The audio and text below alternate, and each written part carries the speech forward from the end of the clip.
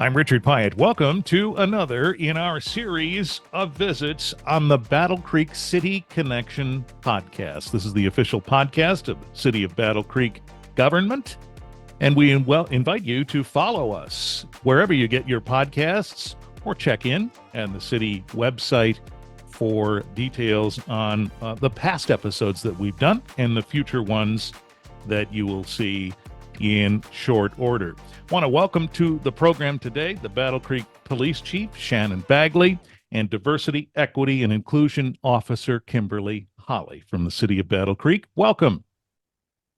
Thank you. Welcome. Thank you. Pleasure to be here. So today we're focused on an update on the Citizens Review Board and the potential for such a panel.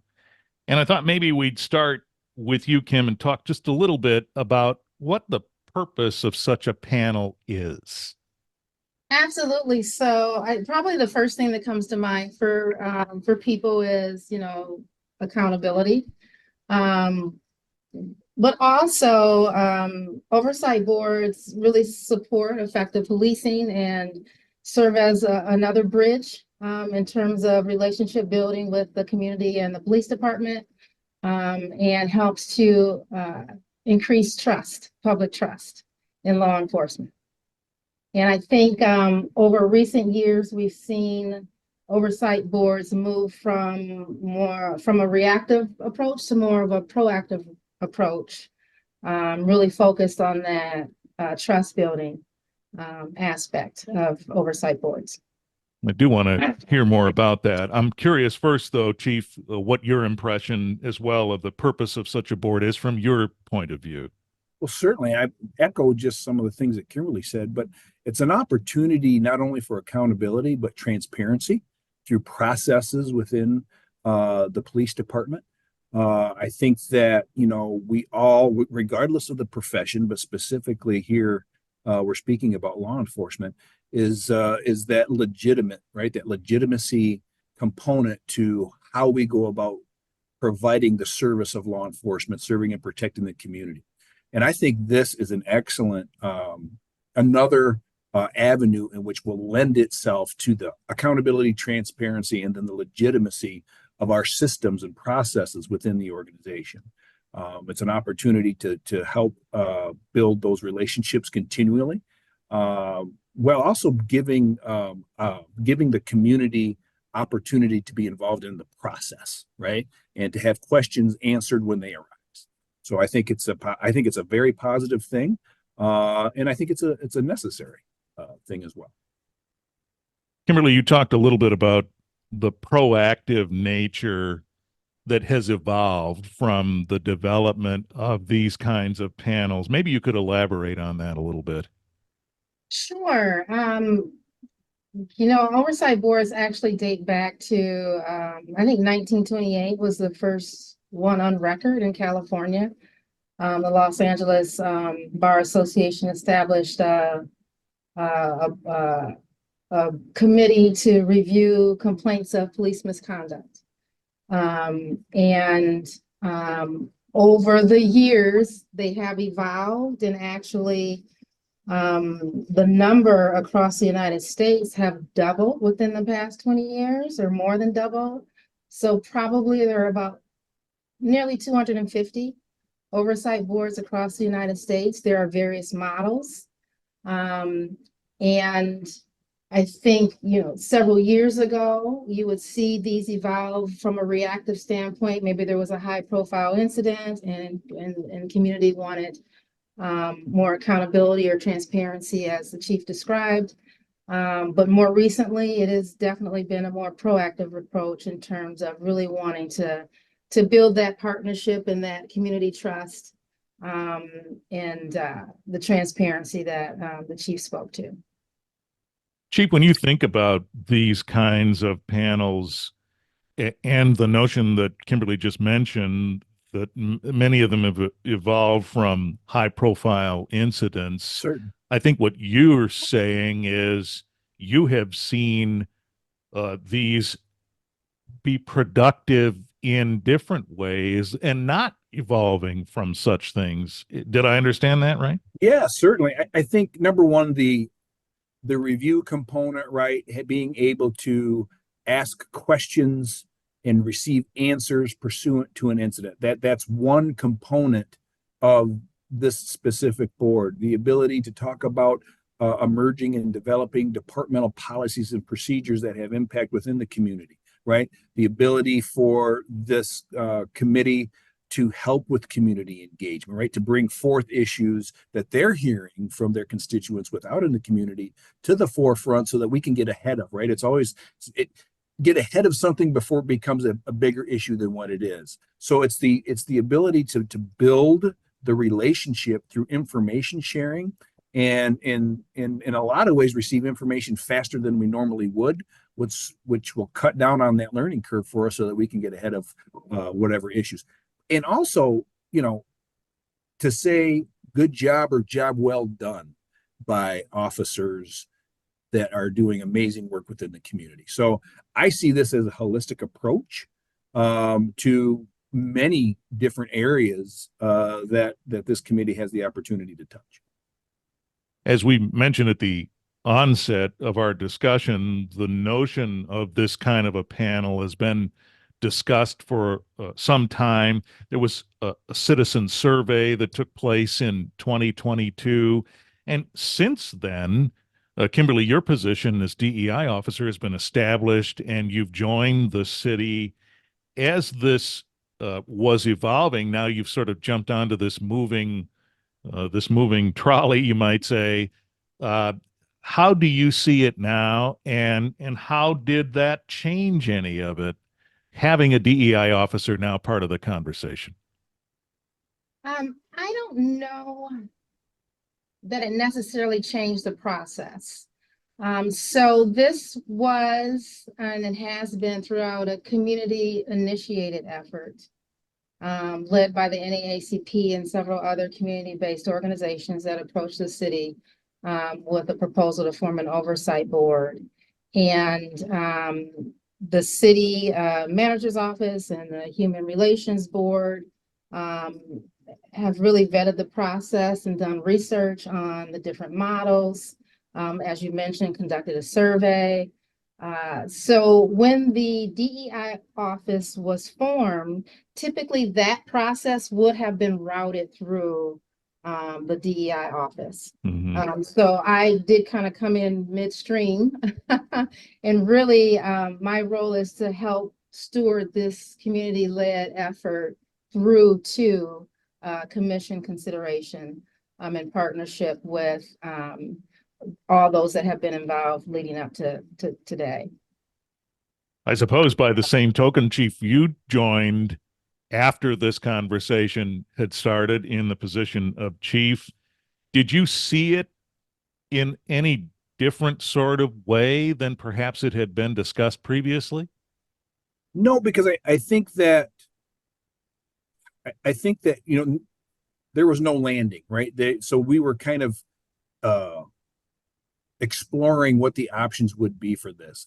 And in my previous life, I have considerable amount of experience with citizens review boards, and I was actually the liaison between my former department and the citizens review board. And this wasn't foreign to me, and I seen and experienced the value of what this type of board brings to a community. So and every community is different, right? What's going to happen in Battle Creek is going to look different from a Kalamazoo or from a Jackson, or fill in the blank, right? Fill in the geographical location. So it's a very important that it's not just establishing one, it's establishing the right one for the community, because the community is going to be the ones that are about the work. And again, I think it's a tremendous opportunity that we have moving forward. So, Kimberly, what is the right one? What do you suppose are the right components for this panel in Battle Creek? Well, the model that we're looking at is a review focused model. So it will be a volunteer board comprised of community members. I think it is important. We talk about building trust, building bridgeways with law enforcement, but it will be very important for this Community Review Board to establish its own community trust. So there are, components that community members should consider if they're interested in being a part of this process and serving on this board. It is a serious commitment of time and training that may go beyond a typical community board. So we want to be clear about that. But certainly, we want to make sure that there is representation from marginalized communities. And that will help, again, to establish trust and legitimacy for the board itself.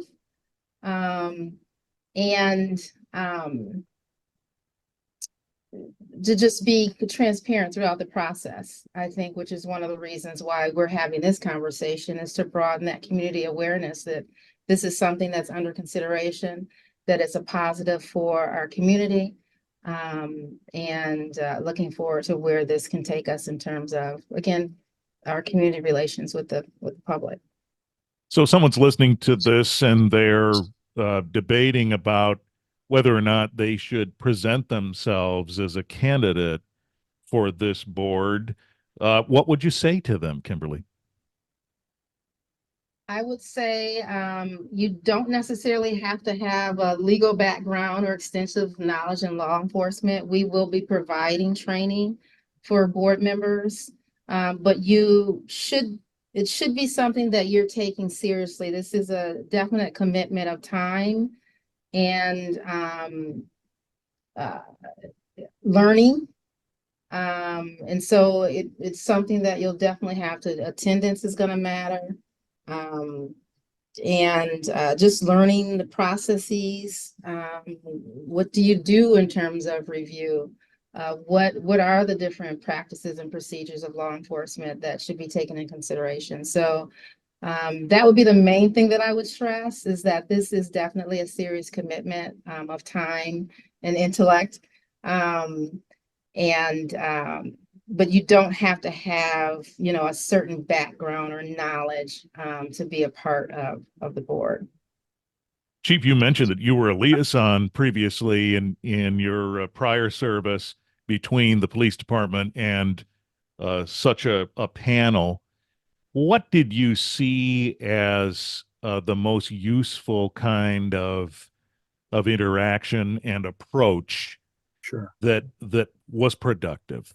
So, gosh, aside from the review component, right? We entered into, this was back when body cameras, we were researching to implement body cameras, brand new, right? That was fairly new technology, 2013-ish. And, as we kind of evaluated 10 or 11 different products, we brought them in to the review board. We also brought in kind of pilot policies associated that would dictate the use and when to turn them on, when to turn them off, on call. So there's a whole lot of conversation that has to be had about where you are in a hospital, where in private residence, that type of thing.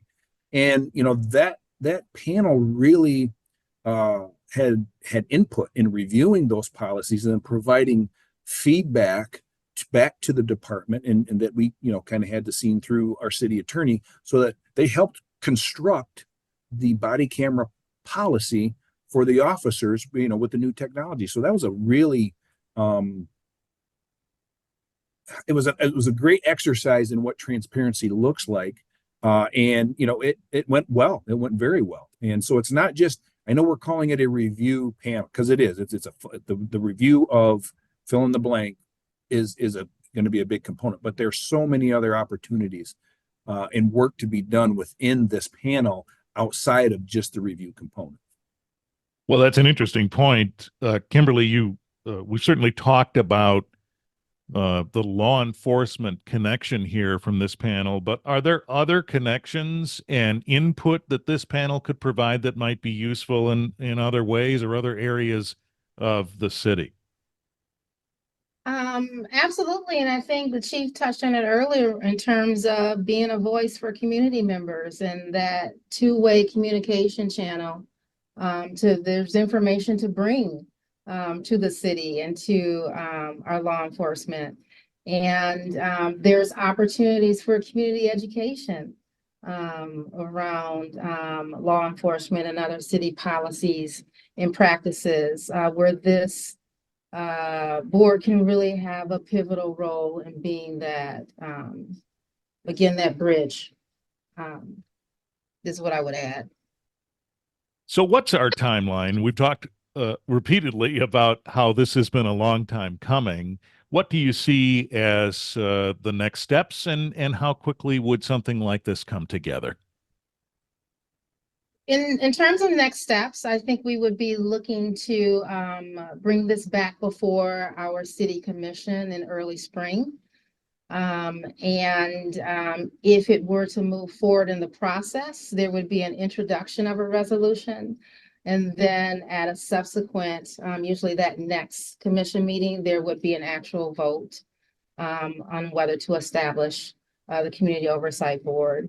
Once that happens, if it is approved, then we would immediately move forward in terms of recruiting potential board members. So the application process would be open for individuals in the community that are interested in serving. That process would probably be like a month. And then we have those applications that would be in consideration. Those go back to the city commission for approval in terms of placement. And so potentially by early summer, there could be a community review board in place in Battle Creek. But again, it's a process and it's right now something that's under consideration. And this is a great opportunity for us to broaden community awareness about the community review board and that the commission is considering. Chief, if that is the timeline, what would you say from your perspective would be a great place to start in terms of how to establish the rapport and begin to have the dialogue that this would hope to foster? Well, certainly, and Kimberly mentioned it earlier, big component to this is going to be the training, right? The panel is going to be reviewing incidents and interactions between law enforcement and residents within the community. Well, we gotta give them training so that they understand policy and procedure and case law related to. There's a pretty broad spectrum of things as to why police officers do and conduct themselves the way they do, depending upon the situation. So training initially is going to be a pretty significant lift. It would be unfair to ask anyone to come into that type of situation and say, "Oh, here you go. What do you think?" And they really don't have a foundation to base a decision out of. So the education component is going to be really key in if we move forward with it, then that initial lift will be heavily focused on education. All right. Anything you'd like to add to that, Kimberly? What do you think would be a good place to start if there's anything to add to the training notion? I think Chief covered it really well. That would definitely be the next step once it's established. Is the training. So I don't have anything to add to that. I would imagine that if folks, when the time comes, are interested in presenting themselves as potential candidates, you'll have a host of ways they can do that. Is that right? Absolutely. Definitely. All right. And we may even come back for an update on that here on the program and provide links and other such things where you could follow through with the procedure. So we expect that we'll probably do that over the course of the next few months. We appreciate the update from both of you. Oh, thank you, Rich. Appreciate your time, and thank you for having us on and having the conversation. Chief Shannon Bagley and DEI Officer Kimberly Holley from the City of Battle Creek on the BC City Connection podcast.